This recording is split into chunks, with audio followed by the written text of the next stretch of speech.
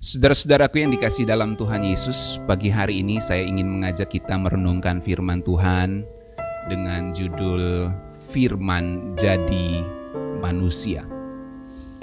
Saudara-saudara, dalam dunia yang penuh tekanan ini kita sering merasa hidup itu begitu berat.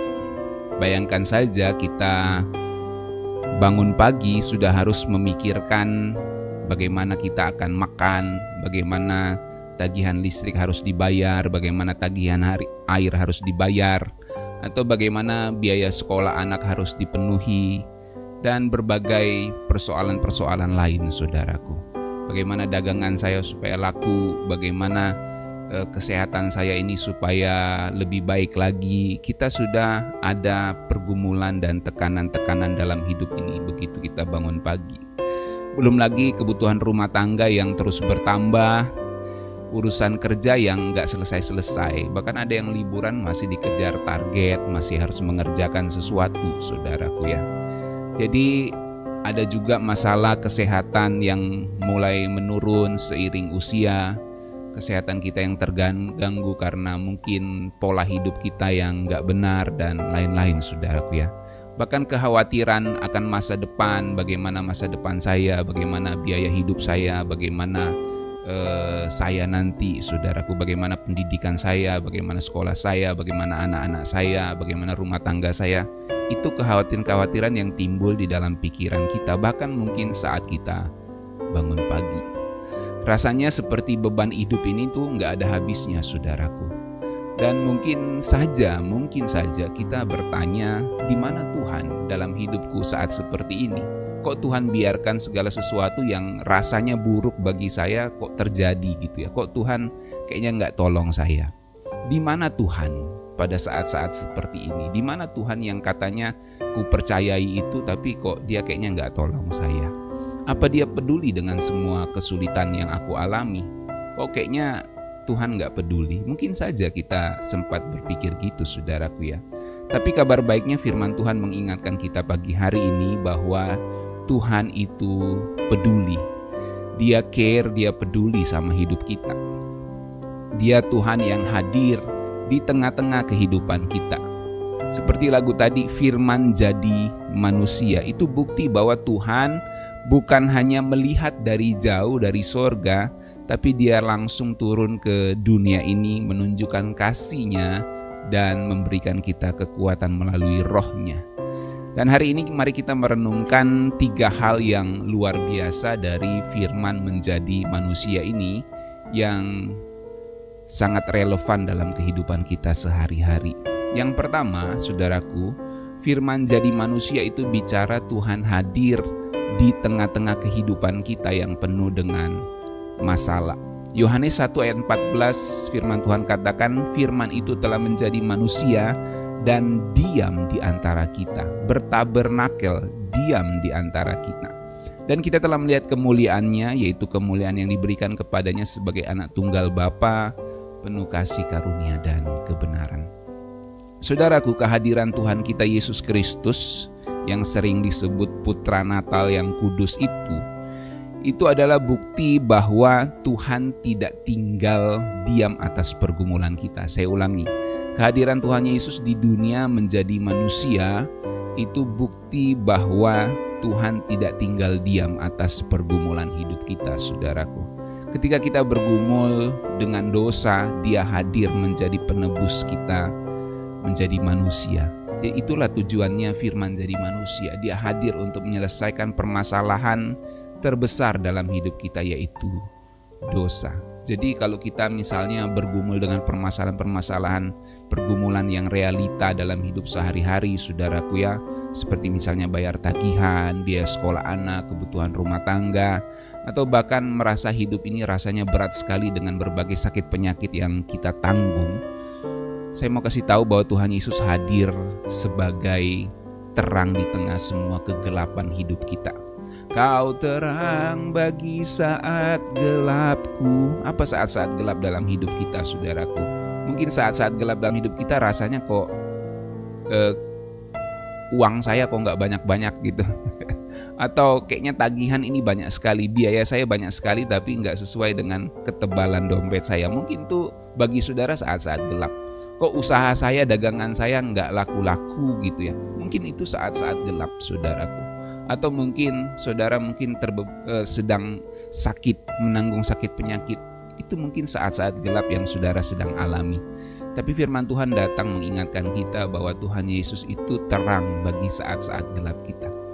Kau terang bagi saat gelapku, bukan cuma itu tapi dia juga pintu bagi setiap jalan.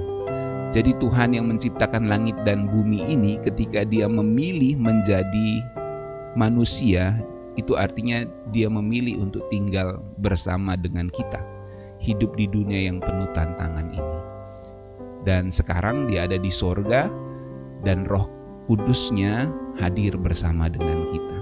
Jadi firman jadi manusia bicara tentang Tuhan hadir di tengah pergumulan hidup kita saudaraku. Yang kedua, firman menjadi manusia juga bicara tentang Tuhan mengerti apa yang kita rasakan.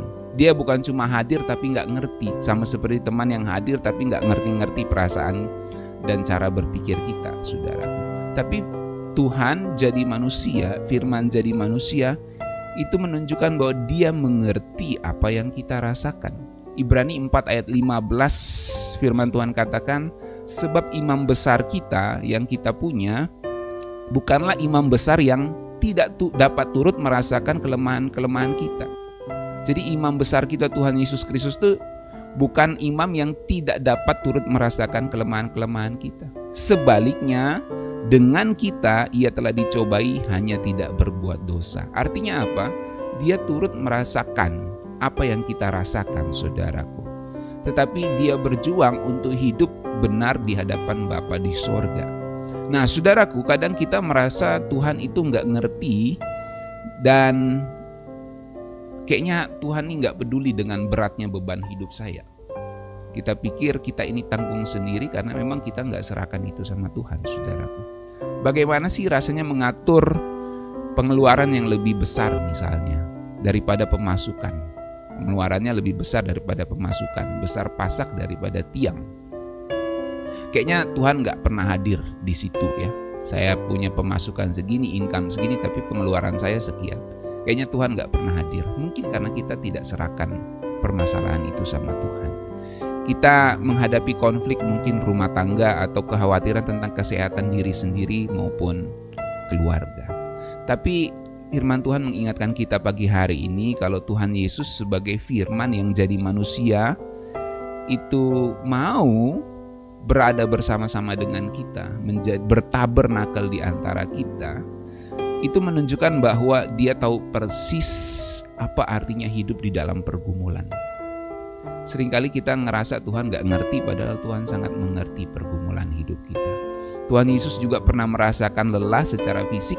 Dia juga dihianati oleh muridnya si Yudas. Dan dia juga mengalami penderitaan fisik. Dia harus dicambuk sehingga mengeluarkan bilur-bilur yang kemudian kita tahu secara teologis itu menyembuhkan kita. Bilur-bilurnya itu menyembuhkan kita. Jadi Tuhan Yesus itu mengalami permasalahan perasaan, permasalahan fisik juga dia alami saudaraku. Dengan segala keterbatasan hidupnya di dunia saat itu. Jadi firman jadi manusia ingin bicara bukan cuma Tuhan hadir di tengah kita, bertabernakel di antara kita, tapi dia mengerti pergumulan-pergumulan hidup kita. Itu artinya firman jadi manusia. Dia paham, peduli sepenuhnya dengan pergumulan-pergumulan kita. Yang ketiga, firman jadi manusia itu artinya kasih Tuhan itu membawa solusi nyata dan pengorbanan yang besar saudaraku. Filipi 2 ayat 6-8 firman Tuhan mengatakan, yang walaupun dalam rupa Allah tidak menganggap kesetaraan dengan Allah sebagai milik yang harus dipertahankan, melainkan telah mengosongkan dirinya sendiri, mengambil rupa seorang hamba dan menjadi sama dengan manusia. Dan dalam keadaan sebagai manusia ia telah merendahkan dirinya dan taat sampai mati, bahkan sampai mati di kayu salib. Apa tujuannya? untuk membawa solusi atas setiap permasalahan hidup kita, saudaraku. Kalau permasalahan hidup yang paling besar yaitu dosa yang membawa manusia kepada kebinasaan kekal, Tuhan selesaikan, apalagi cuma permasalahan kebutuhan hidup sehari-hari, permasalahan pergumulan hidup sehari-hari, saudaraku. Jadi Tuhan pasti menolong kita. Firman jadi manusia mengingatkan kita bahwa Tuhan membawa solusi yang nyata dan Dia telah mengorbankan dirinya, maka Dia pasti memberikan segala sesuatu yang kita perlukan. Bukan yang kita inginkan, tapi yang kita perlukan, yang kita butuhkan, saudaraku. Saudaraku, dalam segala kekhawatiran kita tentang masa depan, keluarga, atau hidup sehari-hari, Tuhan Yesus datang memberikan solusi yang besar. Dia menyelesaikan akar semua masalah manusia, yaitu dosa. Dia juga rela mengorbankan dirinya di kayu salib untuk membawa pengampunan dan pemulihan. Kasih Tuhan itu bukan cuma kata-kata doang, tetapi tindakan nyata yang mengubah kehidupan kita. Sebagai penutup, saudaraku, firman yang menjadi manusia mengingatkan kita bahwa Tuhan tidak pernah meninggalkan kita sendirian. Dia hadir di tengah-tengah kita, Dia mengerti segala pergumulan hidup kita, dan yang terakhir, Dia memberikan solusi yang nyata atas setiap kekhawatiran, kecemasan, ketakutan dalam hidup kita. Jadi ada apapun yang kita hadapi hari ini, saudaraku, baik soal keuangan, soal kesehatan, soal relasi, kekhawatiran akan masa depan, mari kita datang kepada Tuhan. Kita berserah diri kepada Tuhan. Dia adalah firman yang jadi manusia, yang hadir, yang peduli, yang ngerti pergumulan kita, dan Dia memberikan solusi yang sejati di dalam hidup kita. Tuhan Yesus firman yang jadi manusia, hadir untuk mengerti kita dan memberikan kita jalan keluar. Dia terang bagi saat gelap kita, dan Dia pintu bagi setiap jalan kita yang buntu. Dia akan memberikan jalan keluar, saudara. Amin. Tuhan berkati kita sekalian.